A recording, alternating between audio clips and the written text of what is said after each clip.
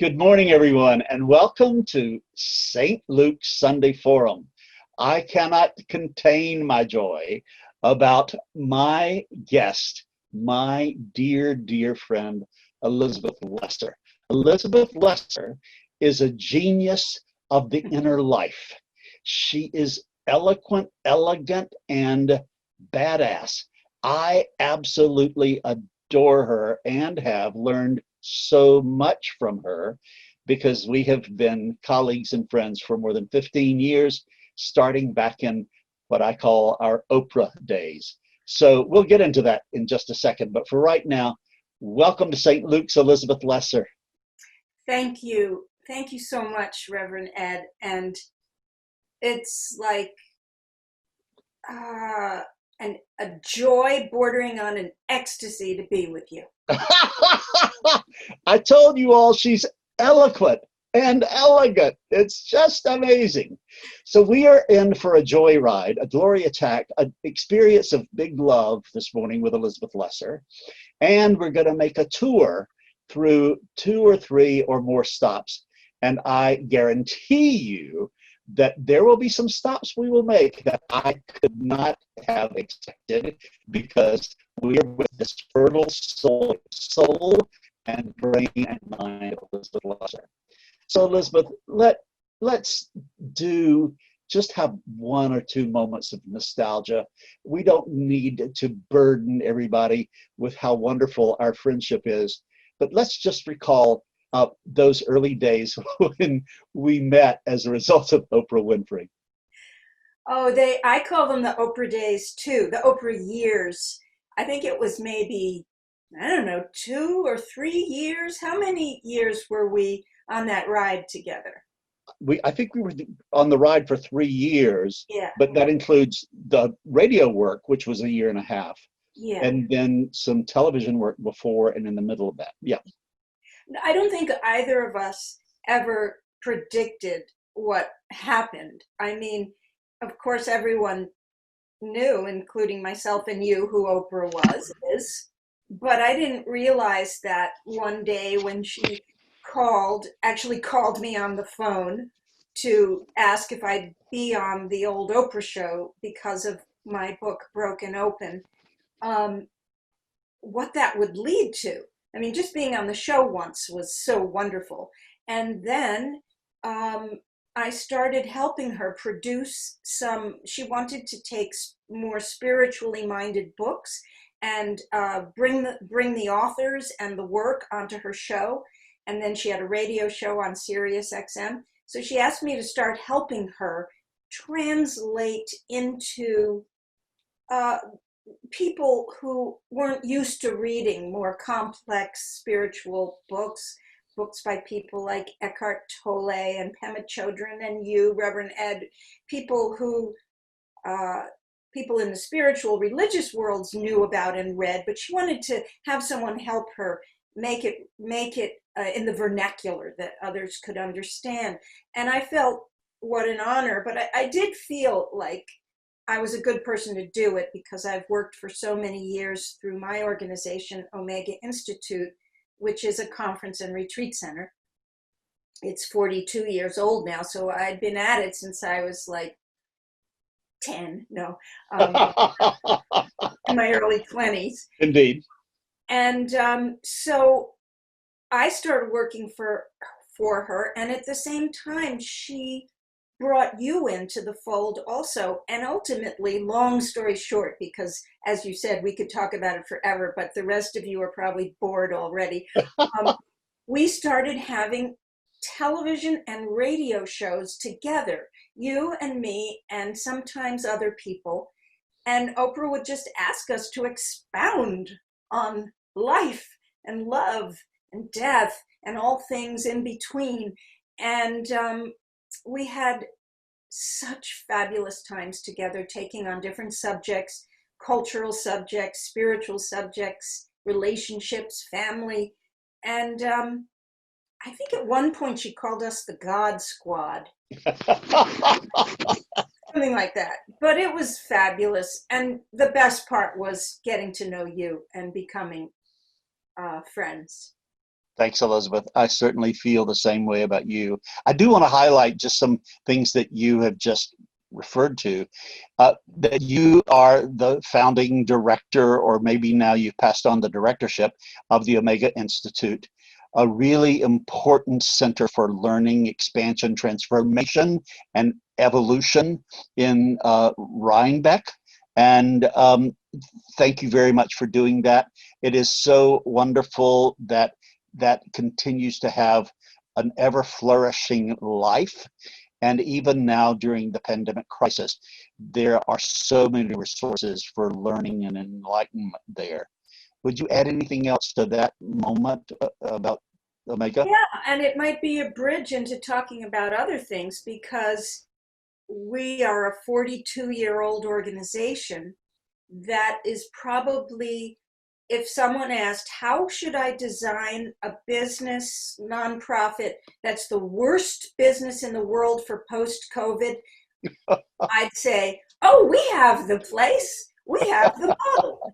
People come and convene in large groups, anywhere from 40 to 700, in big air-conditioned rooms, and then we eat communally in a large dining hall and share serving spoons, and we live in dorms. Oh, that's great. So anyway, we have to reinvent ourselves, and it's both so exciting and also predictable, because any organization, marriage, anything, after a while gets stale and needs reinvention. On the other hand, it's terrifying. We've closed for the whole season. That's our whole stream of income. And like everything, restaurants, movie theaters, churches, everything, like it's all new. Okay, so you spiritual people who talk about old wineskins and new energy, like what are you going to do? So we're trying to figure that out now. And we're trying to remain optimistic and even excited, but it's hard. There are some days I'm just like, you know. Yeah, yep. Well, kudos to you. And we are in the same club. We're talking about virtual church now, and I'm enjoying the Winston Churchill quote, never let a good crisis go to waste. And I think that is the charge for us to go forward and back. And Elizabeth, just to stay with Oprah for 1 second, I thought her graduation speech to the class of 2020 2 weeks ago was amazing. So she is very clearly in the same boat of talking about moving forward, evolution, taking are in the class of 2020. All of us are going to have graduated from COVID-19 crisis. So that everybody watching, you've just experienced the kind of combustion, the spiritual combustion that happens with life. So, I do want to say that one of the reasons that Oprah knew that you were a trusted person is because you had a book out called The Seeker's Guide, followed by a book called Broken Open, and we'll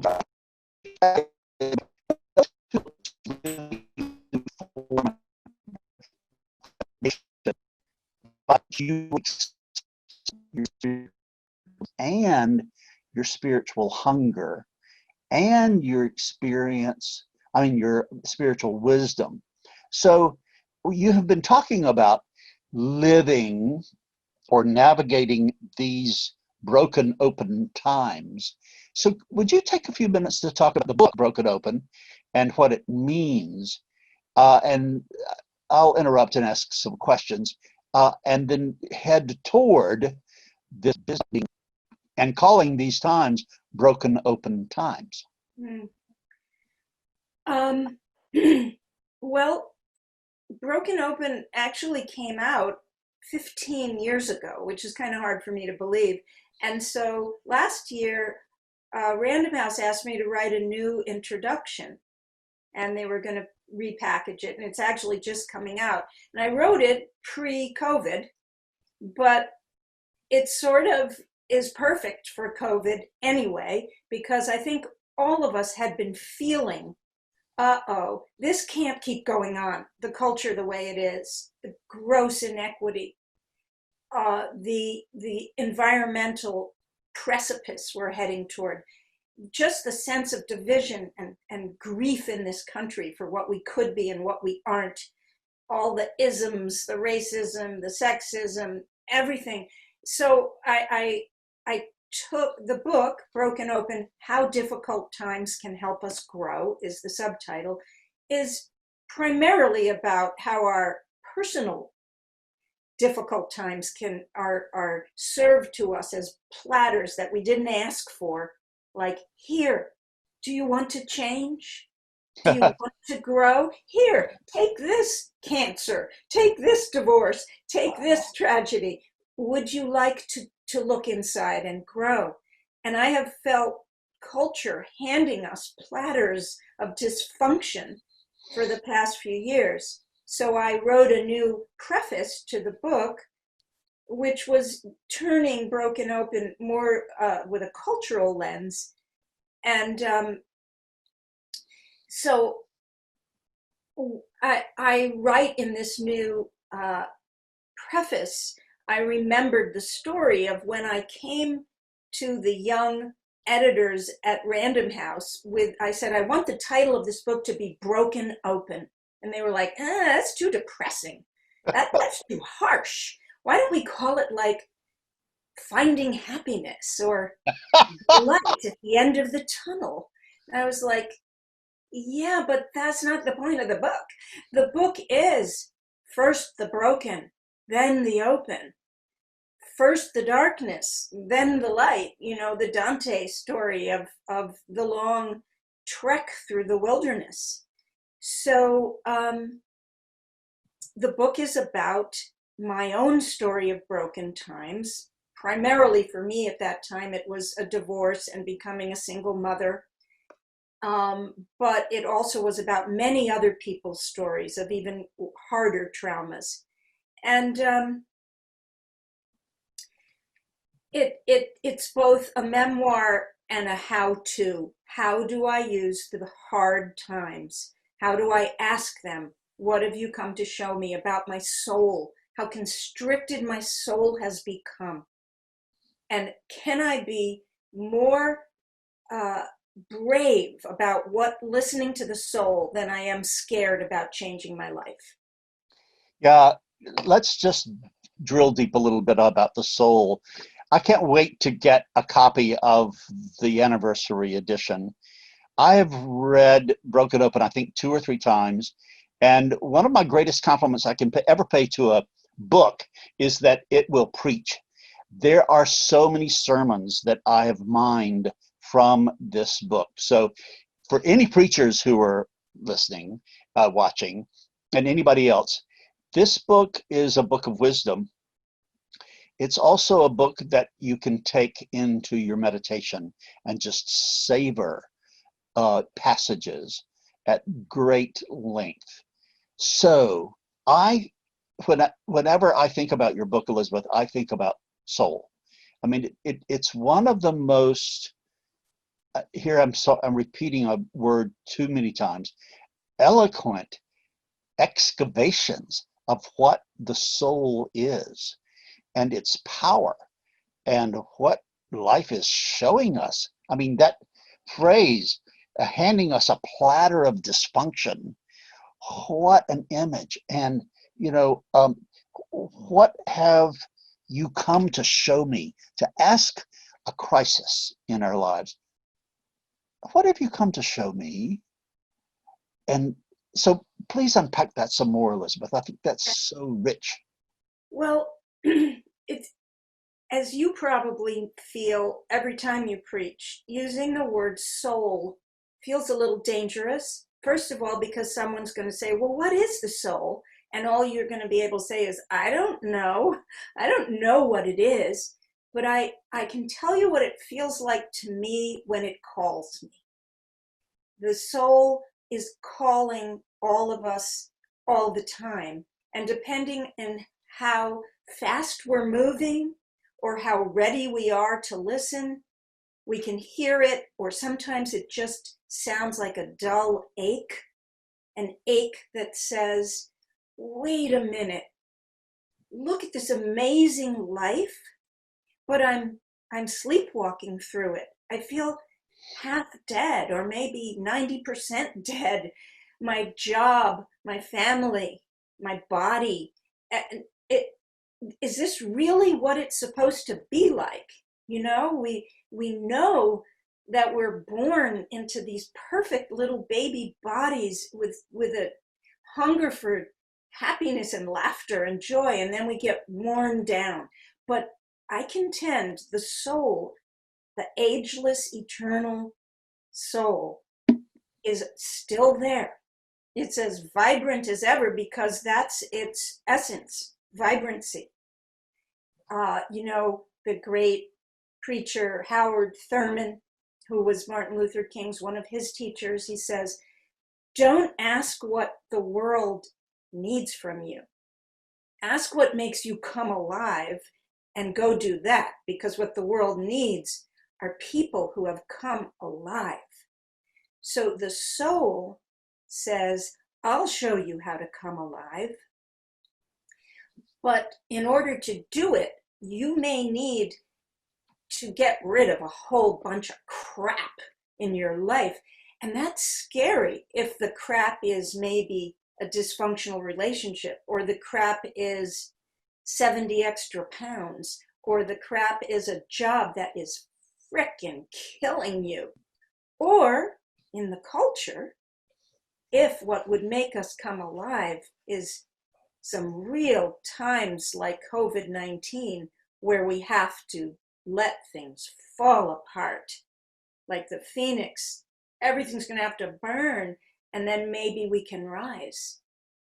But we have to say yes to the broken before we can say yes to the wings, the open. And that's hard. That's hard. I'm not saying like, tra la la, what a fun thing.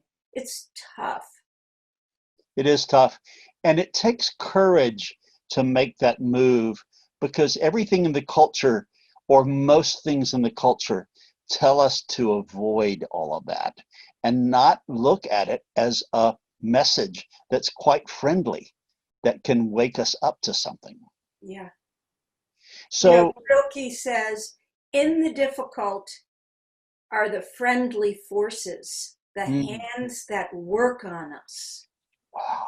The hands that work on us. And I feel what we're going through right now, not just the virus, but the viruses of spirit that are in the culture. They're working on us, and we can work with them, or we can say, no, I don't want to. You know, we can have a tantrum. I've been having tantrums every day. Like, I don't want it to be like this. I want to go to the grocery store. I want to fly to California and see my newborn grandson. Like, no, you can't, because hands are working on us. Yeah. Before we go too far beyond Dr. Thurman, I absolutely embrace that quote with so much passion and energy that you just gave. I also absolutely adore that speech that he gave to the Spelman College graduates about the genuine. Could you Yes. talk a Oh little my bit about that? God. I had forgotten that. I had forgotten all about that. You're going to have to say it, but the Okay. genuine, it's inside us, and that's what you Yes. follow, or what. Yes. Yeah.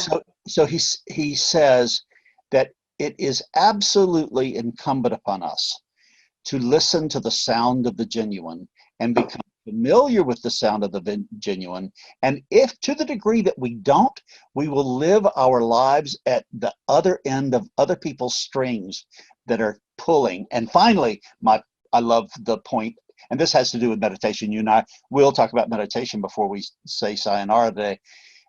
He says, in order to hear the sound of the genuine and become familiar with the sound of the genuine, you must go beneath the level of quiet down to the level of stillness.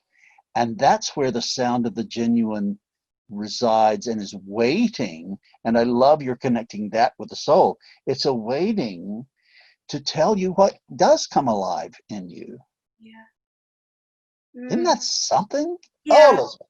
In the book I wrote after Broken Open, is that? Yeah, called Marrow, which is about, I was my sister's bone marrow donor, and it's about how we both went into the marrow of our souls to try to make the transplant work, and we cleaned up our relationship so as to maybe teach our cells how to get along after my bone marrow was transplanted into her. And I write in that book about how we all suffer from ADD, which is, I call, authenticity deficit disorder. That in our marrow, the marrow of our bones and the marrow of our soul, we are, each one of us, preciously authentic, different, weird, fabulous, but we're so scared just to be ourselves for all sorts of reasons, and it's different for everybody and harder and easier for some people.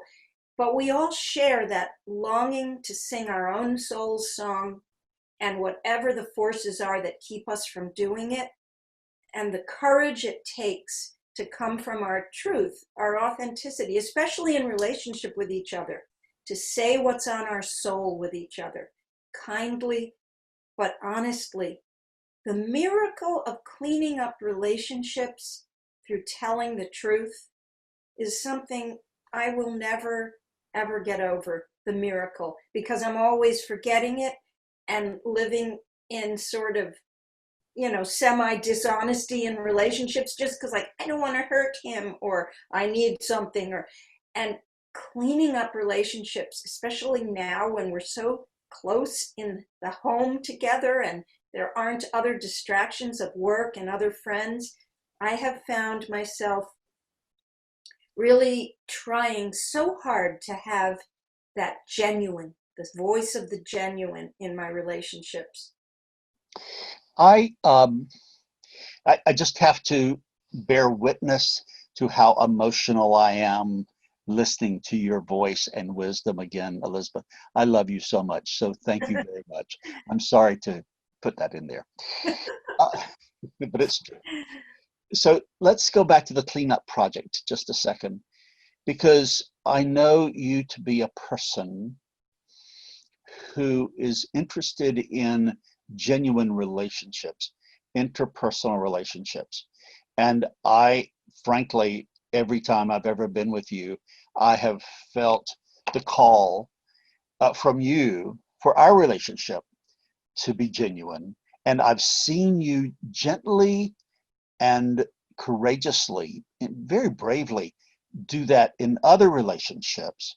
And as you and I think, agree, nothing happens that isn't on the personal and interpersonal level that is not also on the institutional and cultural level. And you are a person who calls the culture to clean up. So can you just say a word about that right now? Oh, it's such a tough time with that.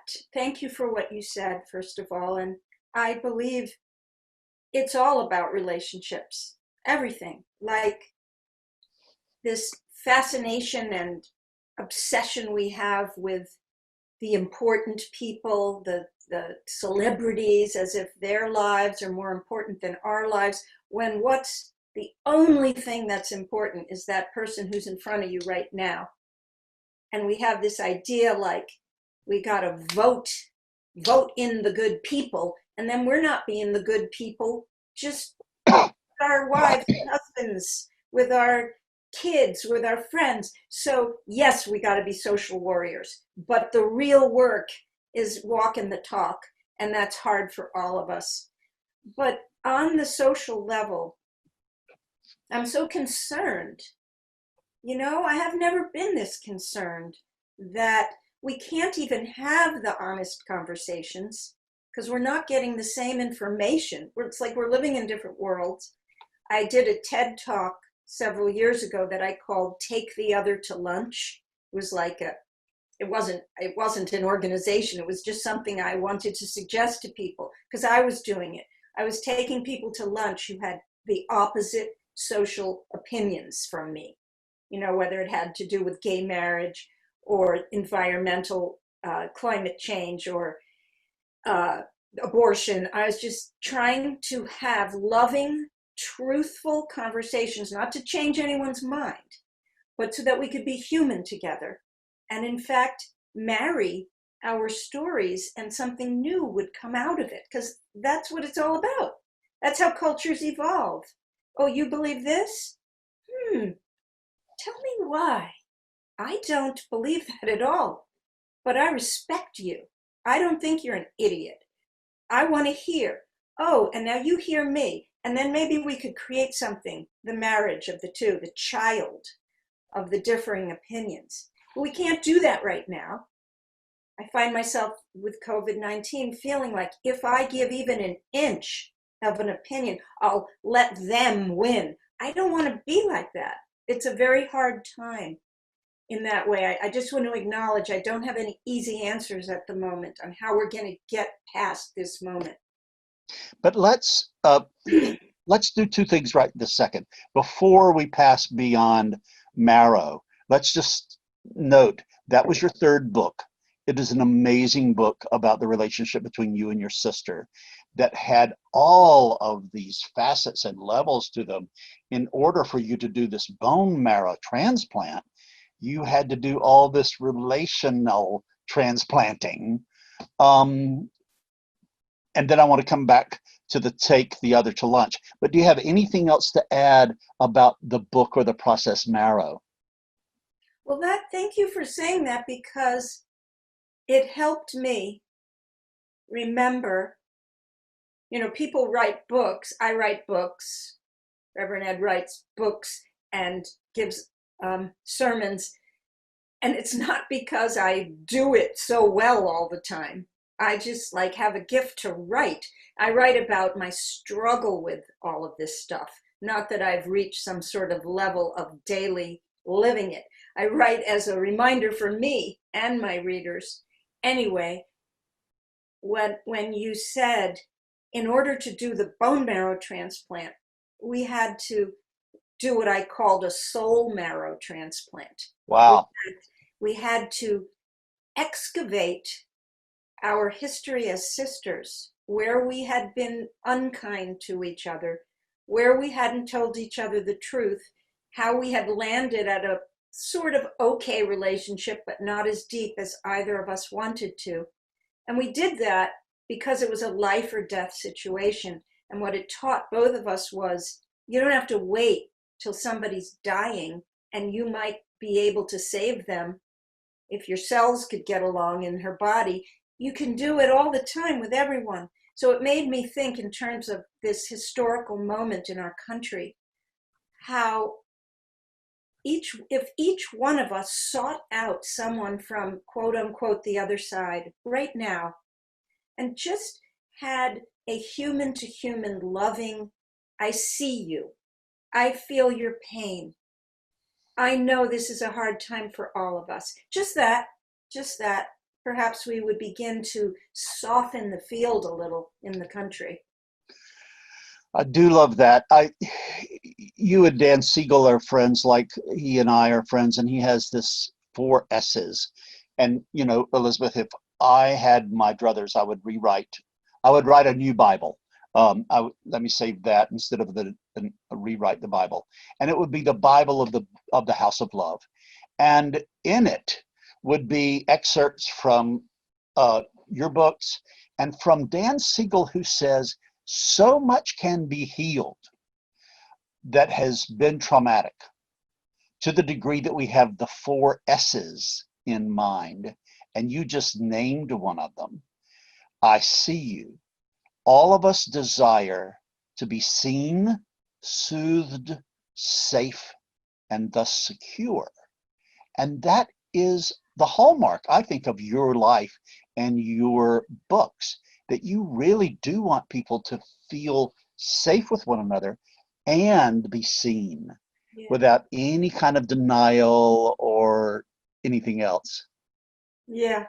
And our friend Oprah, that's what she said all the time, that every single guest on her couch, and I don't remember how many thousands had been on that couch in her Chicago studio, from presidents down to essential workers and all in between, the common denominator was, do you see me? Yeah, yeah. I remember her saying that she had never had a guest who didn't ask afterwards, "How did I do?" Yeah. Which is another way of saying, "Was I seen?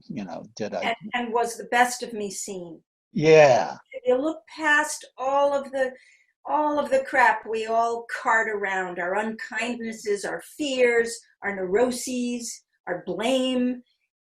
Oh, that I know that's not me. I know that isn't me. Did you see beneath that? Did you see yeah, who I am? yeah. And before we go to Cassandra, and there will be clear organic relationship between what we're saying and what I'm now going to tell you, and then Cassandra, is I do want to celebrate with you that notion of take the other to lunch. So one of my great joys in being at this interim rectorship position at St. Luke's in downtown Atlanta is not only returning to the state of my birth and on and on, a lot of things like that.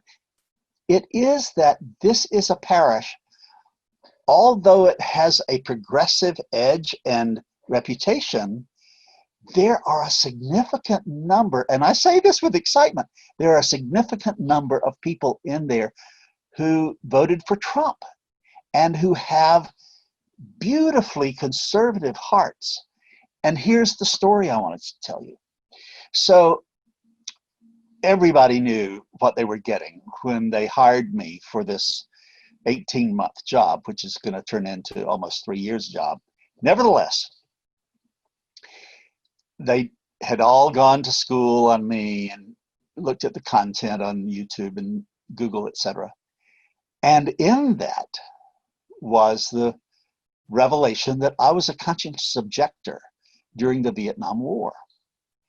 And this wonderful person, whom I absolutely am in love with, came up to me and said, "Ed, could I take you to lunch?" Now, he was taking the other to lunch here. "May I take you to lunch because I had a very different experience with Vietnam than you did. How wonderful. And I want to understand why you are a CO."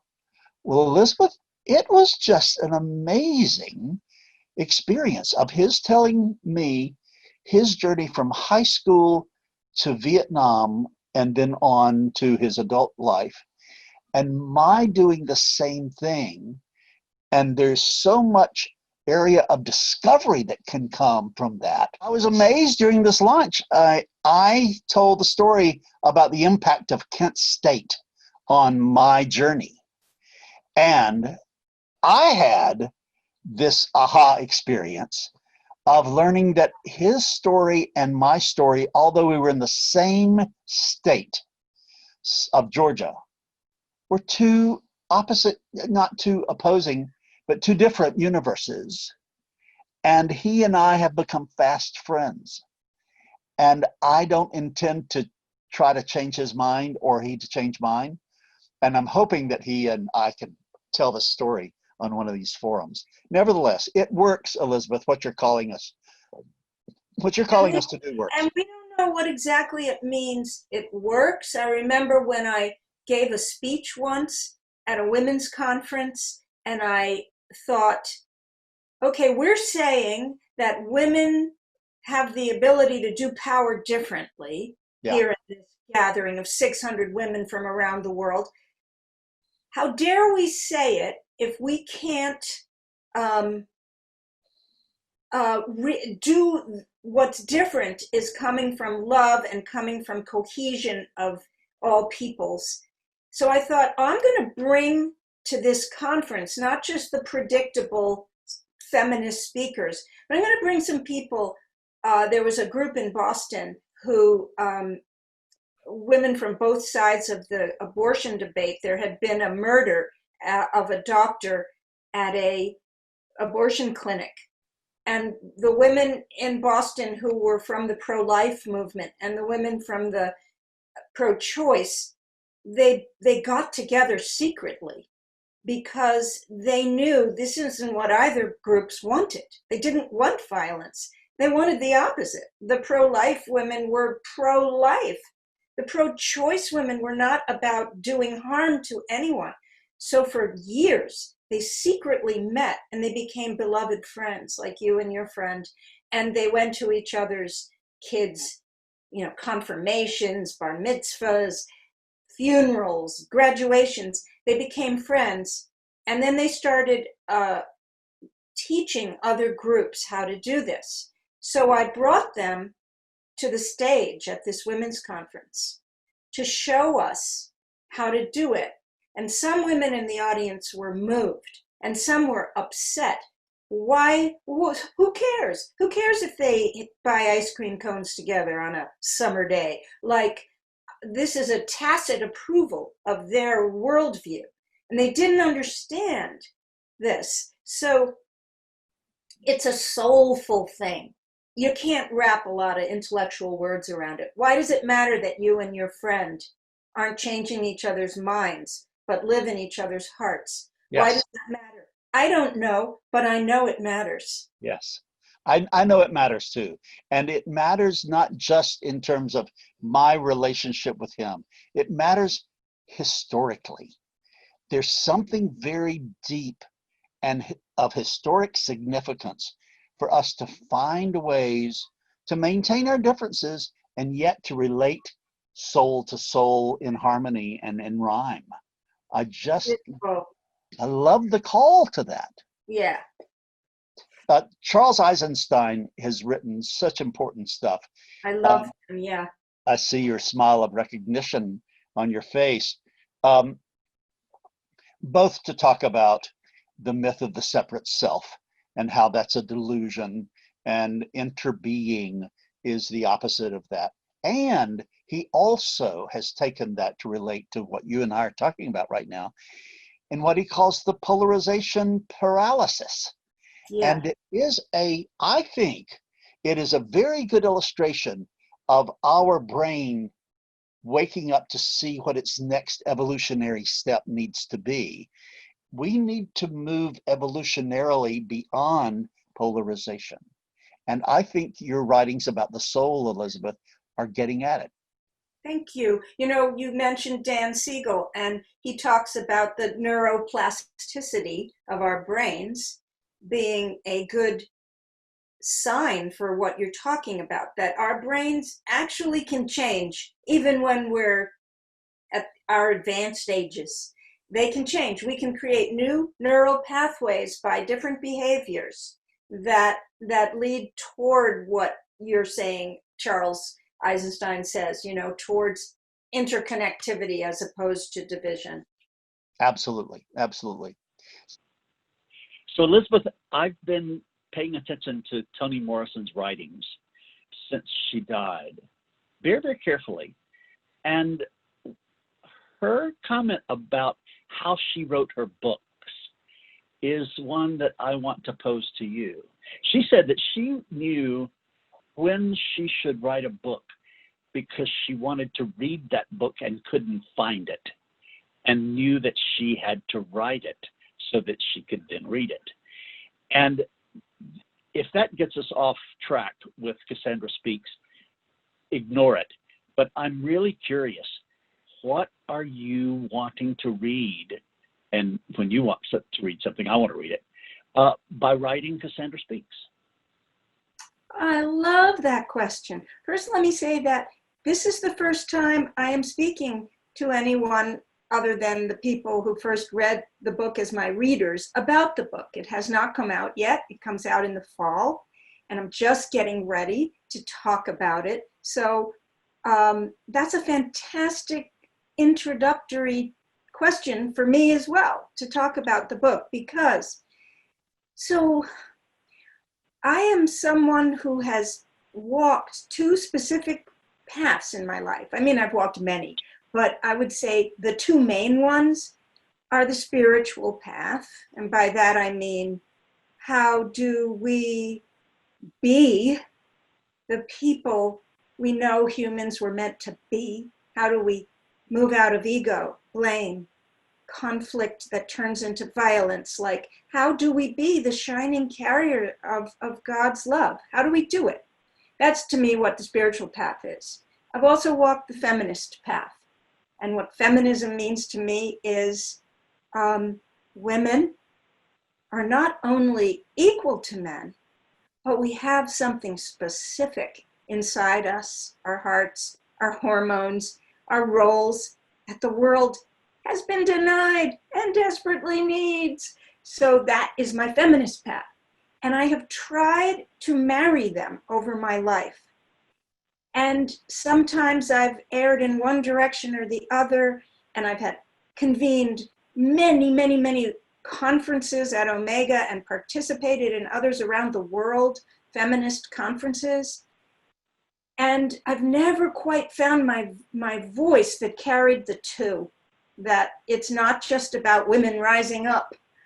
It's also about women taking responsibility for our own part in patriarchy and the problems of power and its abuses. So when Toni Morrison died, I was at the tail end of writing the book, but I still didn't feel I had found that way in. And what Toni Morrison did for African American literature was she found her voice so freaking profoundly, Yes, that she created a whole new kind of literature. The African American experience as literature, not as people talking about it or apologizing for not honoring it or pretending to understand it. It was just like my voice, my experience, my people, valid, noble, gallant. Yeah. And I thought, oh my goodness, I want to find that voice where the feminine, quote unquote, is, as she said, gallant.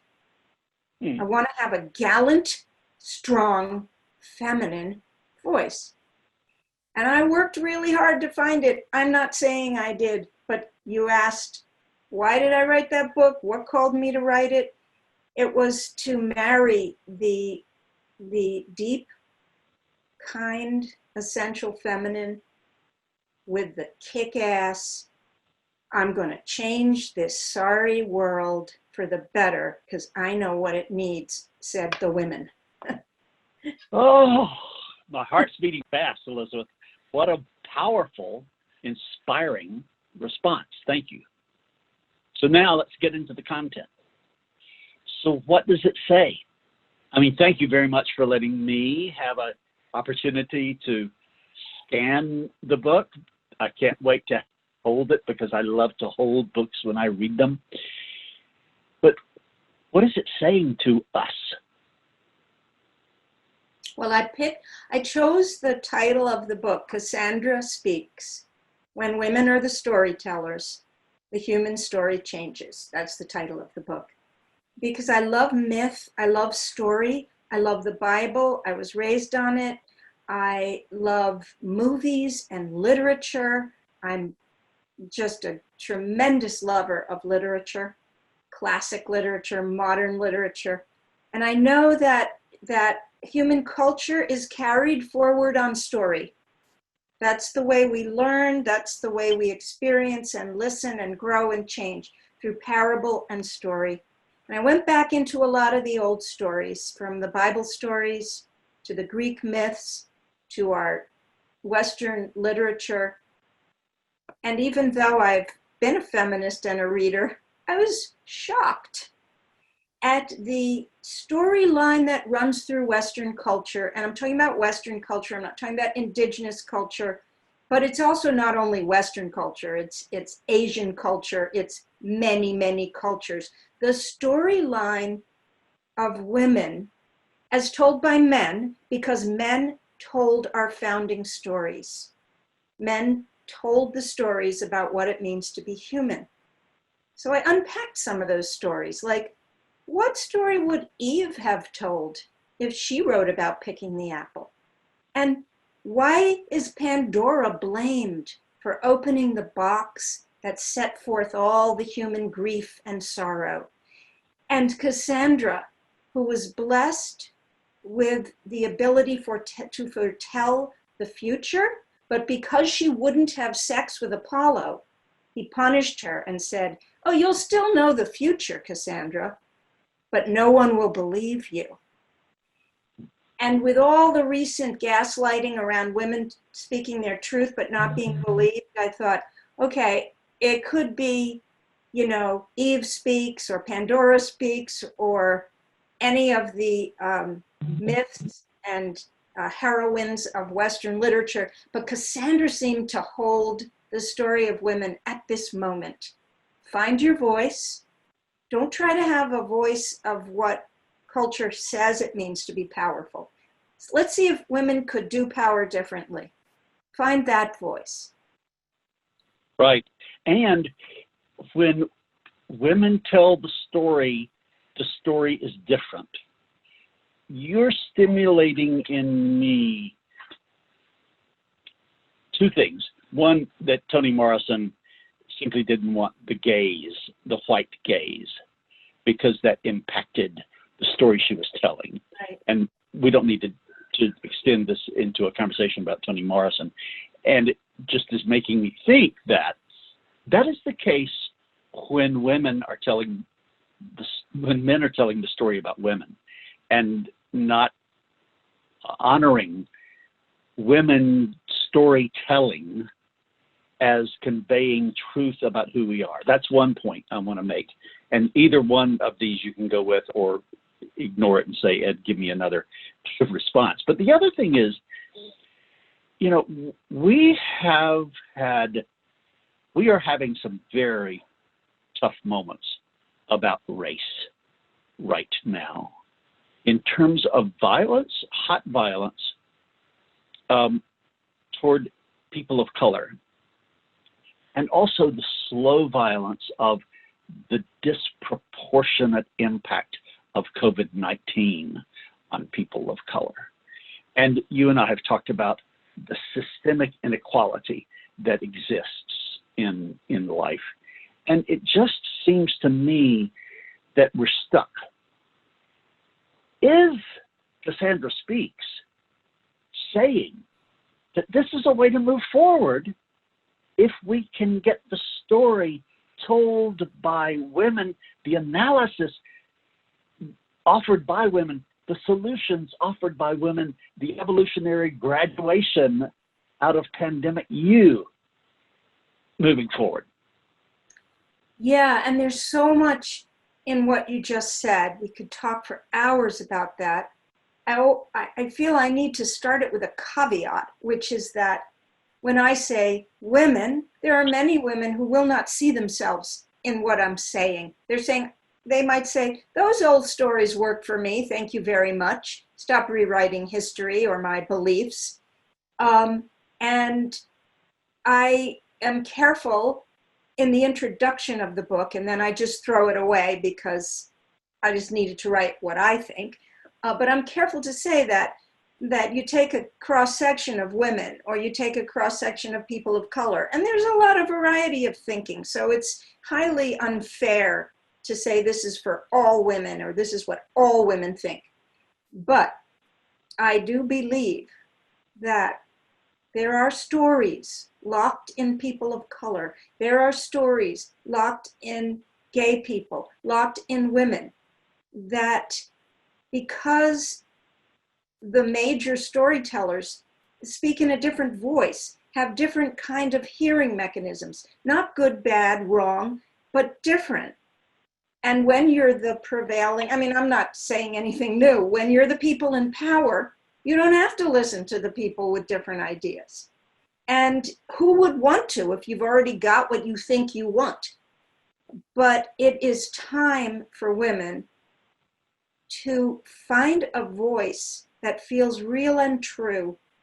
And a big part of the book is helping women validate our emotional reality, because we have been told we are hysterics, that we talk too much, that we feel too much, that we're not strategic enough. And if you want to join the big boys in the conference room, you better not cry in a meeting, and you better not care about the children and the earth. And this is about this, that, and the other. And you better get with the program. And guess what? We did. Look at us. We made it into the world of commerce and into a lot of powerful positions. We can keep going in that direction. Women can. But I'm not interested in that anymore. Like, why do we want to get a foothold into the power if it isn't serving ourselves and the people who need it the most? So I'm interested in asking this question. You know, Nietzsche said,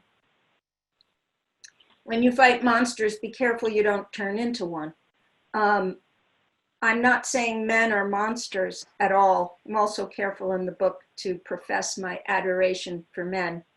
But I am saying patriarchy, a very fraught term, but let's call it an excess of the male urge, is taking us down.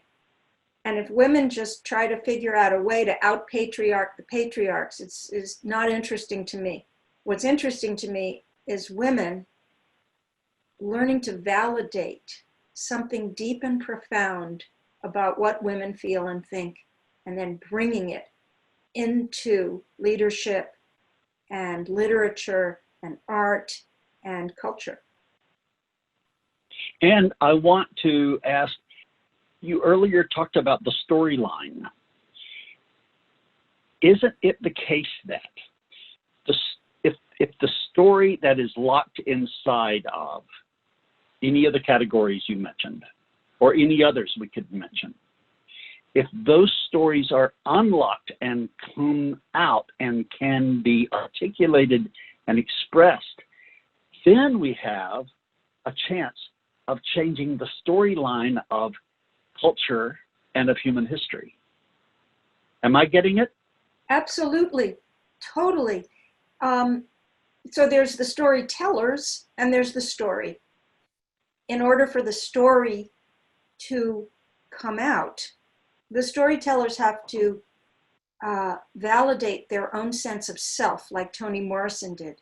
If you not only read her books, but read about her writing process, a huge amount of the process was her listening to the voices of her community and to the needs and the grief and the sorrow, and saying, these are real. This is human. This is what it means to be human. I'm going to tell it from this perspective. But a lot of the work is believing your own perspective, which is very, very hard for women to do. Everyone suffers from the imposter syndrome, but women really do. And there's a lot of social science backing that up. We don't believe our own truths. So this is where I say the spiritual path has married the feminist path for me. My work has been helping women get through all the self-denial and self-hatred, actually, for our bodies. Women spend so much energy trying to make our bodies look like something they never can. This bizarre, unhealthy model of a pale, white, skinny woman who is about 12 years old. We waste, I know I still do, no matter how much work I've done on myself, I spend so much time thinking, oh my God, I'm fat, I'm wrinkled, and it seeps into one's sense of self and worth. And it's not just about the body, it's about our emotional reality, it's about our skills and what we're drawn to. And so a lot of the book is about reclaiming our deepest self and then offering it with a lot of strength to the world. Because I actually think the work starts there, and I would imagine Toni Morrison would agree with me that if you're not clear about who you are, and if you don't love who you are, you're not going to offer some kind of flaming art or activism for the world. Elizabeth, were you conscious that you were expressing, that you were putting into language thoughts that are considered taboo? Well, By that I mean, I've been doing it my whole life, so yeah. yes. And I'm so happy I'm speaking to you, a man of the cloth, first, because when I, and probably everyone, writes taboo and incendiary messages that people aren't going to like, it's scary, and it's also like I want to write it in a way that the most people can hear it. I don't want to go in there alienating people, especially spiritually minded people, Christians, Jews, Muslims who love the book, who love the holy book. And I'm looking at some of these stories, and not just the stories, some of the great thinkers, whether it was St. Paul or Augustine or the transcribers of Jesus's words, who turned it into these anti-female rants. And I'm hoping that it's not perceived as anti-religion. Well, from what I read, it is not anti-religious. In fact, it's radically reconnecting us to the very important and oftentimes denied and lost aspects of who we are. I have another couple of questions that I'm going to try to get in here, but before I go there, I do want to say that one of my important mentors, who was another white straight male, told me never to trust decisions that came out of a room that had all white men in it. And he was making the multicultural move there about truth, not about, political, courtesies, but about truth. And I have had to learn, every time I have a thought about something having to do with the systems I work, to ask the question of people who are different in terms of gender, orientation, ethnicity, skin color, and religion. What was the impact on you of that? Because I have the blinders on of a straight white man. I'm assuming that's resonant with what you're saying. Yeah, we all have blinders on. I have blinders on. Everyone has blinders on. Straight white men don't have the corner on blinders. Every person we all have blinders on. It's just that straight white men have had the opportunity to get their point of view and experience and beautiful instincts out, and they have become the culture.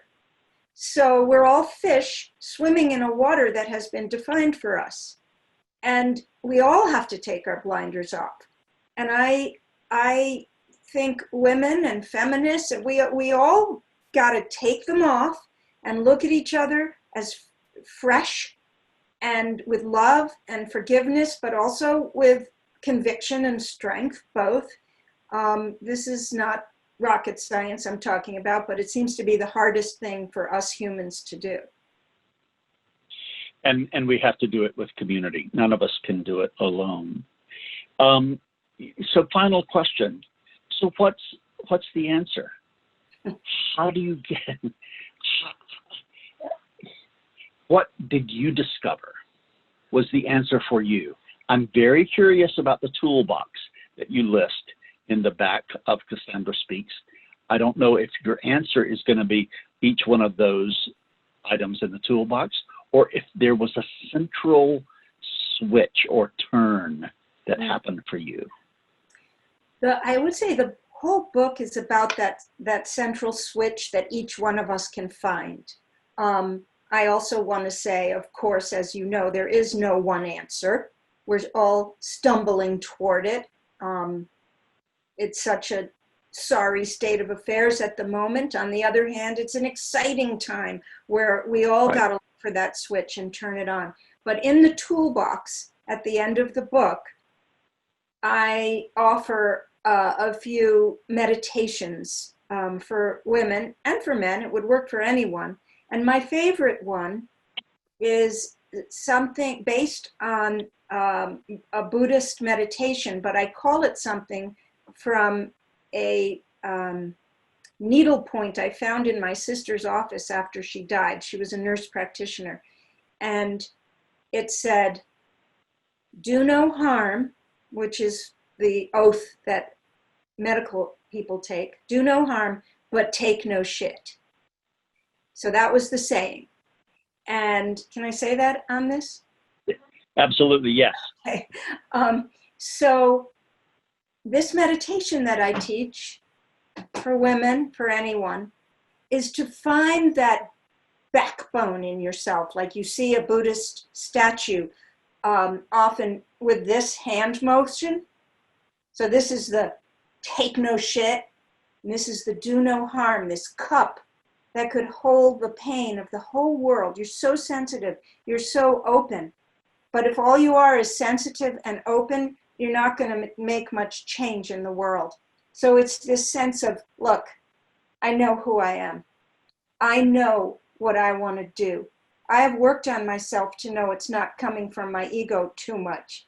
It's coming from a sense of wanting to help. So get out of the way, because I got something to do here.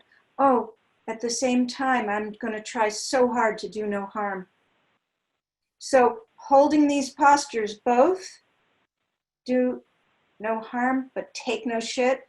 This is what women have to learn. We already are pretty good a lot of the times about this, but sometimes we overdo it and we become too sensitive. Some of us are too forceful, mean. Women are too, egocentric. But we gotta hone the this that does things with power and the this that stays open and kind. So this is what I'm hoping the book can teach people to do. Find your voice, but listen, both. Elizabeth, I am so glad we went there.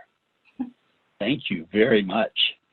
I have to bring this to a close because of the time, but this has been one of the richest conversations I've ever had. It is characterologically consistent with all my conversations with you.